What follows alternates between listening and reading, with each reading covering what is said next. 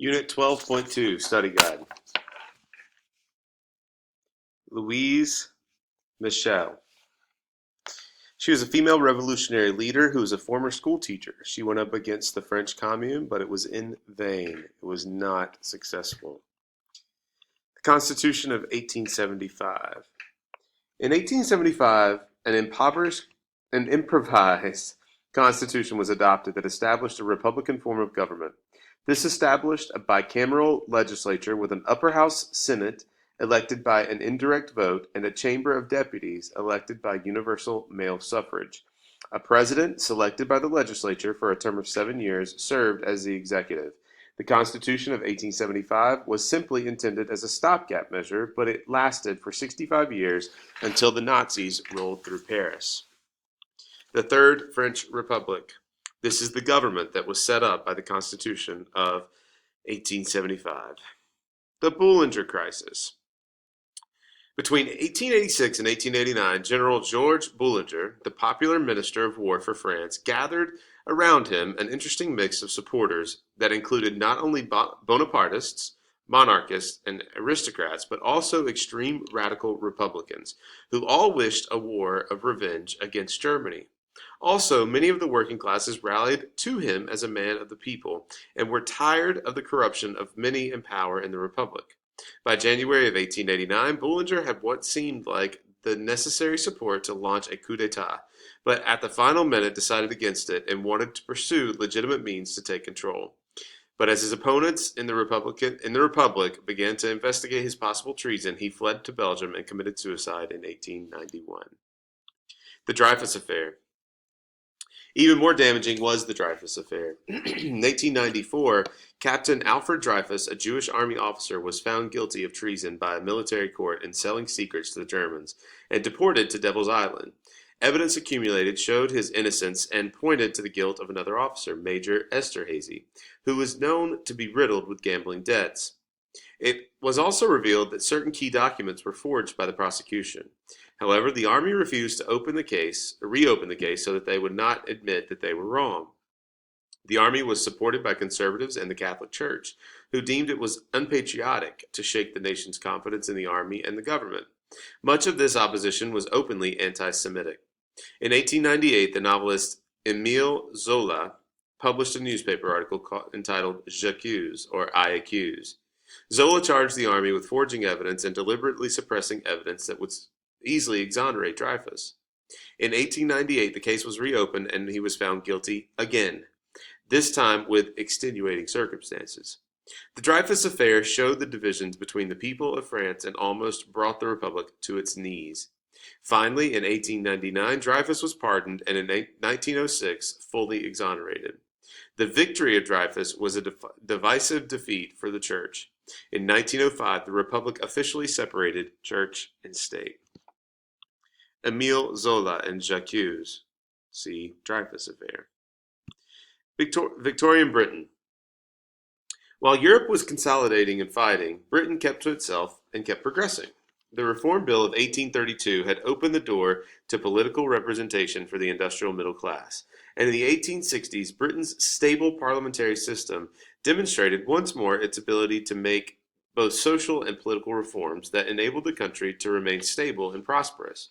One of the reasons for Britain's stability was its continuing economic growth. Real wages for laborers increased more than 25% between 1850 and 1870. The British feeling of national pride was embodied in the rule of Queen Victoria, whose reign from 1837 to 1901 saw the true golden age of the British Empire. Liberals and conservatives. Liberals are known as Whigs, conservatives known as Tories. Benjamin Disraeli and the Tory democracy. Benjamin Disraeli was a conservative leader in Parliament, and he was apparently motivated by the desire to win over new sections of the population to the Conservative Party. He led for 20 years, and he promoted the idea of Tory democracy, designed once again to sway the working classes. William Gladstone was the leader of the Liberal Party, who would trade off on regimes of great reform in Britain.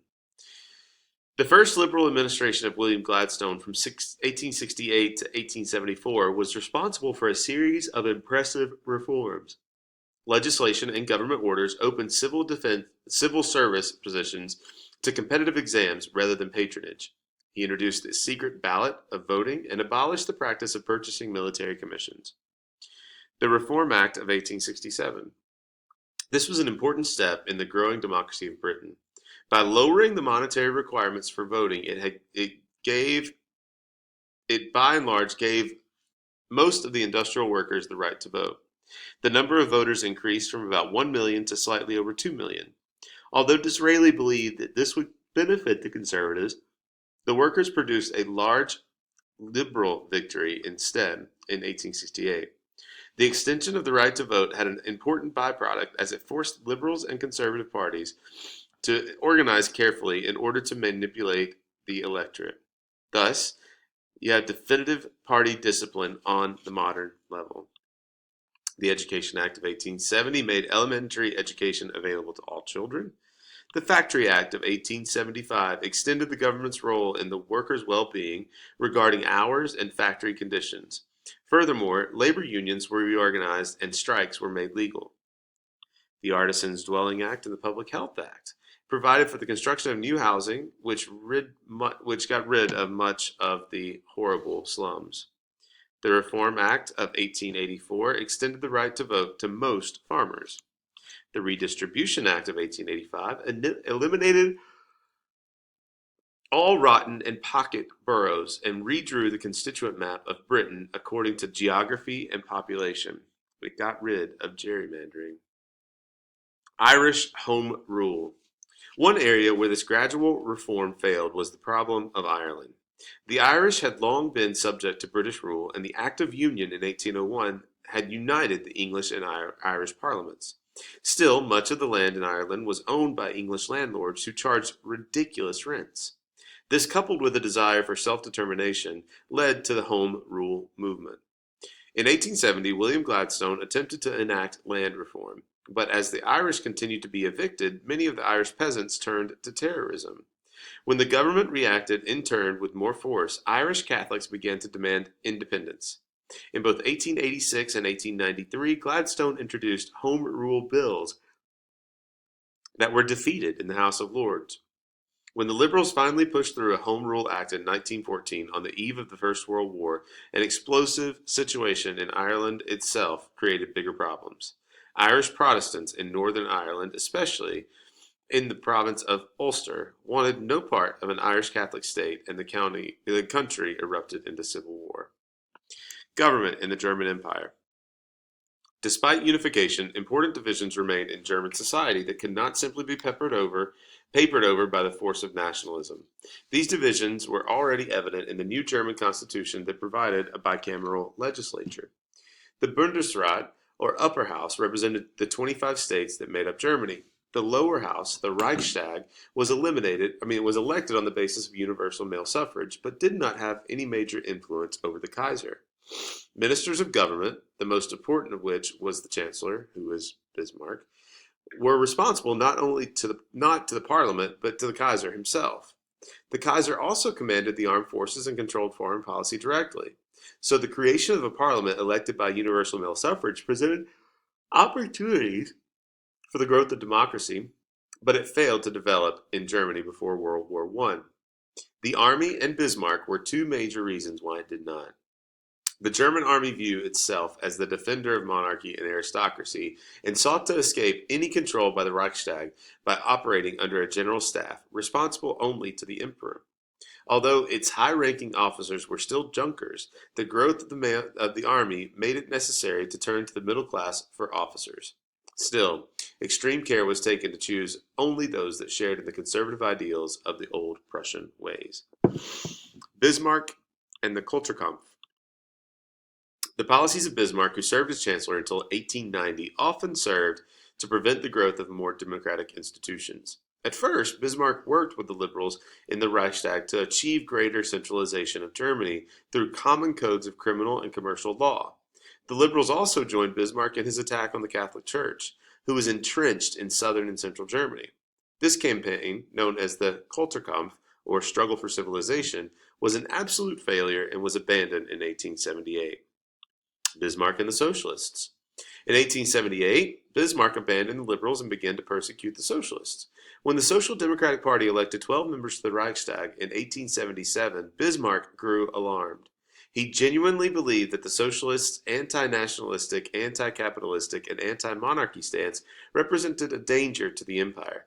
In 1878, Bismarck pushed through a strict anti-socialist law that outlawed the Socialist Democratic Party and limited socialist meetings and publications, although they were still allowed to run for the Reichstag. Bismarck and the Social Security State. In addition to these repressive measures, Bismarck attempted to woo workers from socialism by enacting social welfare legislation. Between 1883 and 1889, the Reichstag passed laws that established sickness, accident, and disability benefits, as well as old age pensions. Bismarck's social security system was the most progressive the world had yet seen, but neither repression nor social welfare could stop the growth of socialism. In his frustration, Bismarck planned still more repressive measures in 1890, but could not carry them out due to his dismissal by the new Kaiser, Wilhelm II. Alexander III of Russia. He brought back brutal repression to Russia. Revolutionaries and terrorists were eliminated or exiled. Alexander III initiated a program of autocracy, orthodoxy, and nationality. His anti-Western thought was coupled by a vicious Russification program in which minorities were forced to become more Russian. Jews, however, were subject to pogroms, in which over 1.5 million were either killed, exiled, or immigrated to the United States. Two beneficial things during Alexander's reign was forced industrialization and the building of the Trans-Siberian Railroad. Reasons for imperialism. Because of growing industrialization throughout the modern world, raw materials were needed.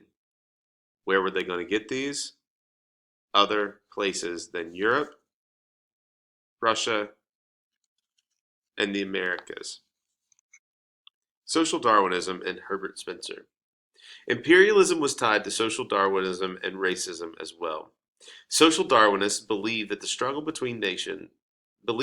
the struggle between nations, the fit are victorious and survive. Superior races must dominate inferior races by military force to show how strong and virile they are.